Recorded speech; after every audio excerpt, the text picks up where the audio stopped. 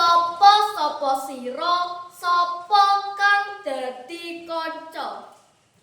Assalamualaikum warahmatullahi wabarakatuh. Alhamdulillah, puji syukur kita panjatkan kehadirat Allah Subhanahu wa Ta'ala yang telah memberikan kita nikmat sehat sehingga kita bisa beraktivitas pada hari yang berbahagia ini tanpa halangan suatu apapun. Tak lupa sholawat serta salam, marilah kita haturkan kepada junjungan Nabi besar Muhammad Sallallahu Alaihi Wasallam yang telah membawa kita dari jalan yang gelap menuju ke jalan yang terang benderang. Yang saya hormati Bapak dan Ibu Dewan Juri, para hadirin sekalian, serta teman-teman yang saya banggakan. Perkenalkan, nama saya Sherly Ramadhani, siswi kelas 5 dari SDN 01 Kalimojosari, yang hari ini akan membawakan sebuah cerita dari Kabupaten Pekalongan. Teman-teman, tahukah kalian di Kabupaten Pekalongan ada sebuah tempat yang sejuk, damai, dan penuh makna. Tempat itu bernama Kajen. Namun, sebelum dikenal sebagai Kajen seperti sekarang, daerah ini menyimpan sebuah legenda tentang seorang putri yang cantiknya tiada tara. Hatinya selembut sutra dan namanya harum semerbak seperti bunga. Siapakah dia?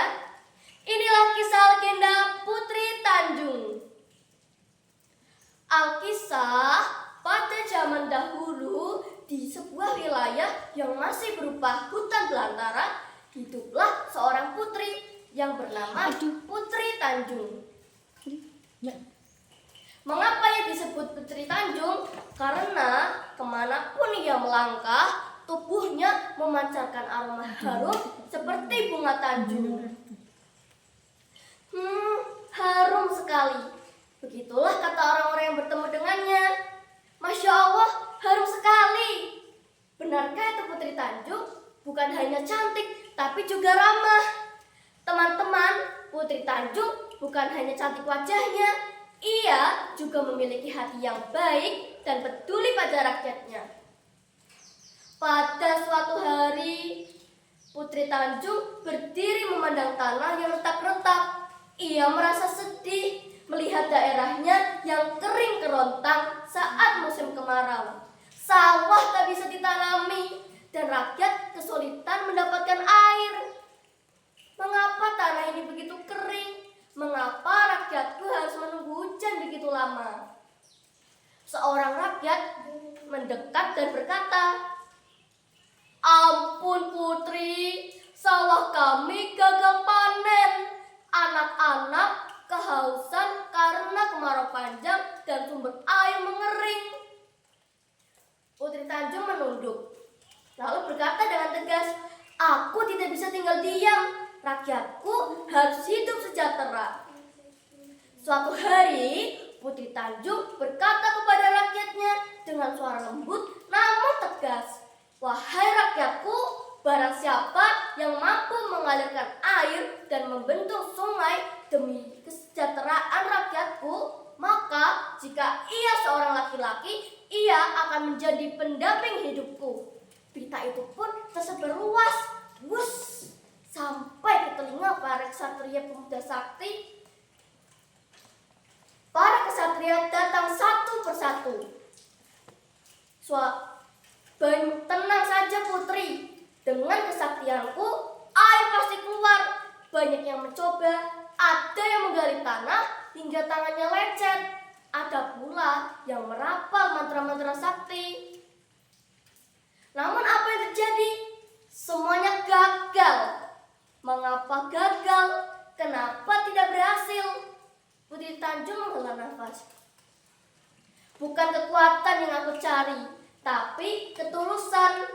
Hingga suatu hari, datanglah seorang pemuda yang sederhana namun berwibawa. Namanya Pangeran Kalisapu. Ia tidak datang membawa senjata, tidak pula membawa alat berat. Hanya keyakinan dan doa niat tulus untuk menolong rakyat. Hamba bernama Pangeran Kalisapu. Putri Tanjung bertanya dengan lembut, apa yang kau bawa untuk membantuku?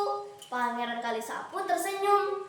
Aku hanya membawa doa dan niat baik dan keinginan untuk menolong rakyat. Ia berdiri di tanah yang kering, lalu memejamkan mata. Ya Tuhan, jika ini demi kebaikan banyak orang, izinkanlah air mengalir. Lalu Pangeran Kalisapu mengayunkan sapu lidi yang ia bawa. Seret, seret, seret. Pangeran Kalisapu mengayunkan tangannya seolah menyapu bumi. Ajaib! Tanah terbelah membentuk aliran sungai. Air jernih pun mengalir deras. Rakyat bersorak dengan raut gembira. Air datang, air keluar. Subhanallah, air keluar. Putri Tanjung terharu. Inilah yang aku cari. Putri Tanjung sangat bahagia. Namun, ia tidak hanya menilai dari keberhasilan, melainkan juga dari ketulusan hati. Sejak saat itu, Putri Tanjung dan Pangeran Kalisapu sering duduk bersama berdiskusi tentang ilmu, kehidupan, dan budi pekerti. Tempat mereka berdiskusi dan mengkaji ilmu itulah yang kemudian dikenal oleh masyarakat dengan nama kajen yang berasal dari kata kaji. Teman-teman yang saya banggakan, menurut cerita rakyat yang berkembang di masyarakat Kabupaten Pekalongan, Putri Tanjung dan Pangeran Kalisapu akhirnya dipersatukan oleh ketulusan dan pengabdian untuk rakyat. Air mengalir, tanah menjadi subur, dan rakyat hidup sejahtera. Dari legenda Putri Tanjung, kita dapat mengambil amanat yang sangat berharga. Pertama, jadilah seperti Putri Tanjung yang namanya harum bukan karena wangian, melainkan karena kebaikan hati dan kepedulian kepada sesama. Kedua, teladanilah Pangeran Kalisapu yang bekerja keras bukan demi pujian, tetapi demi kesejahteraan banyak orang banyak. Teman-teman, jika kita rajin belajar, berbuat baik, dan peduli pada lingkungan, maka nama kita pun akan dikenang seperti harum bunga Tanjung yang tak akan pernah pudar. Pergi ke kajian di pagi hari, tak lupa memakai batik Pekalongan. Demikian kisah legenda hari ini. Mohon maaf bila ada kata yang kurang berkenan. Terima kasih atas perhatian dari Bapak Ibu, Dewan Juri, dan teman-teman semua. Wassalamualaikum warahmatullahi wabarakatuh.